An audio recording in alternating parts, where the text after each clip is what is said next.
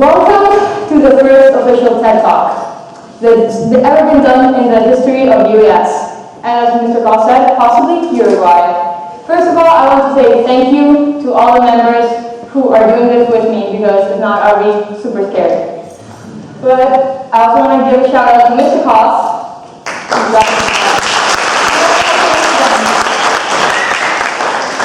So, as you've seen by the title, we're off to a good start here. I like to ask myself the greatest questions in life. I'm very interested in figuring out things.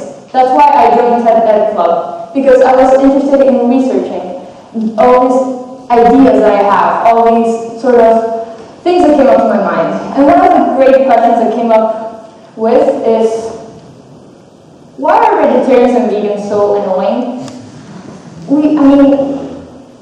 We've all seen the jokes, the sort of things they have been said about vegans and vegetarians. I was always curious as to why they were treated the way they were treated. I thought long and hard about this sort of social and cultural ideology that we have towards this group of people, and I came up with an answer. Are you ready to hear it?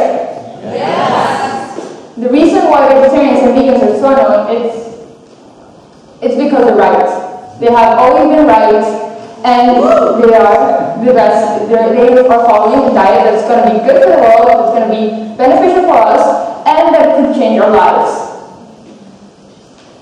Basically, every time a vegan eats, they are saving thousands of gallons of water. They're saving a lot of grain, a lot of forests, and the life of an animal. All of these things are becoming more important as our population grows. Veganism can indeed save the planet.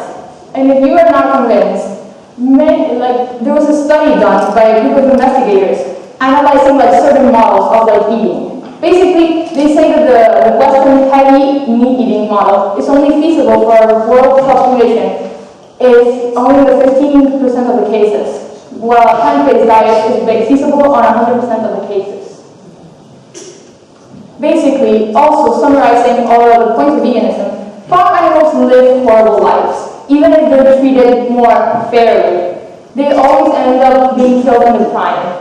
Also, all the grains and feed that could be consumed by humans are fed to these cows. So that leaves people in third world countries starving with malnutrition, whereas we have the privilege of eating both meat and vegetable products. And finally, animal agriculture contributes a lot of greenhouse gases that are worsening the global climate change.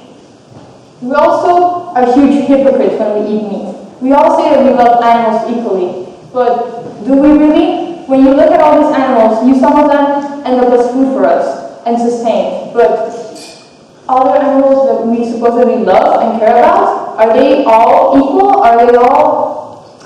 Should we be judged for eating any of these animals if we eat others? I don't think so.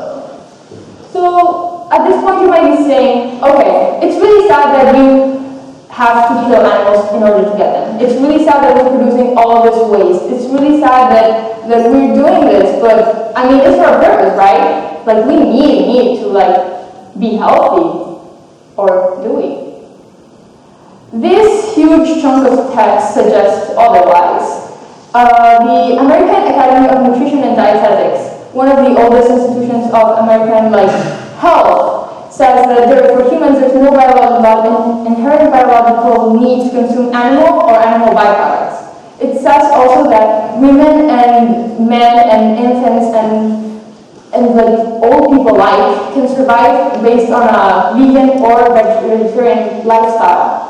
And this would prove basically what veganism provides is more food with less cost, less impact, and with added health benefits as well.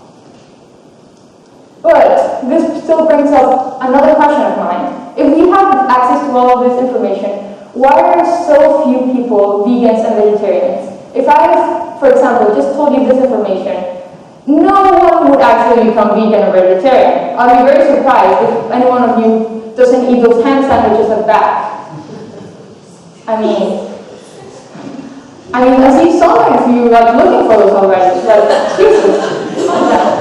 But this brought me to analyze this sort of cultural rift that we have between the sort of omnivore society and the more vegan and vegetarian society. What I got out of it is that we tend to follow the norm as a society. Basically, eating meat is like our default, and being vegetarian and vegan is not the default, it's a minority. Marketing, even health institutions constantly recommend us always dairy, always meat products, but actually we don't need them. But strangely, we still keep consuming them. So I basically thought about it. Being vegan or vegetarian is versus being an omnivore is kind of like a morality choice as well. I kind of thought that for veganism, it's kind of like this has this moral objective where you basically are eating for like the future of the world versus, for example, an omnivore who is doing all this harm to this planet and for their own health even. And I kind of thought about it and why do we keep consuming meat? And I came up with 3 basic sort of ideas as to why. Basically, we eat meat because meat tastes good. We like it. And we take pleasure from it. How many of you in this room like bacon? Raise your hand. It's a lot of people right there.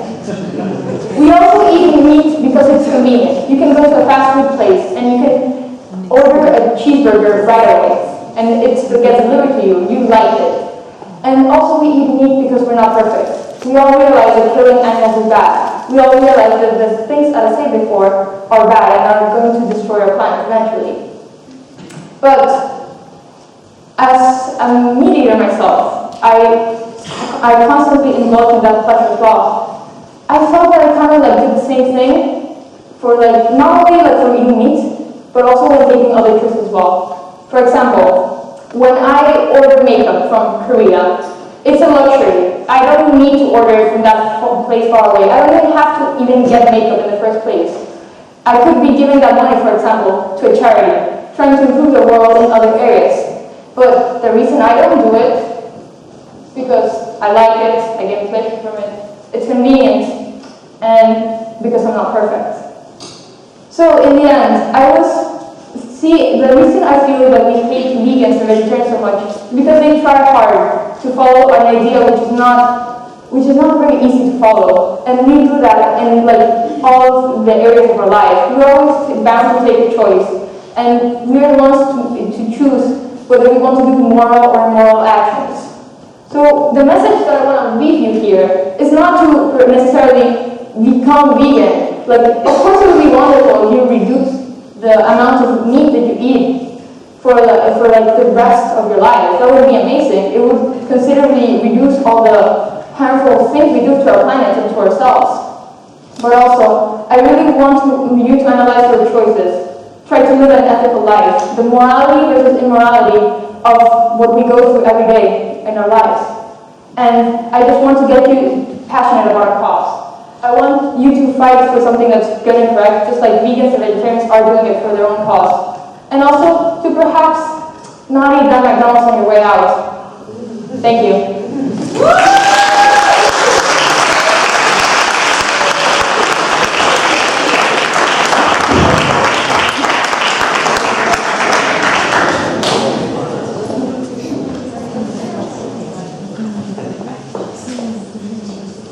All right, thank you, Marina.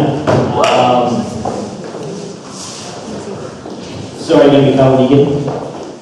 Maybe in the future. Is there any audience questions for Marina tonight? No? She's off the hook. Thank you so much, Marina.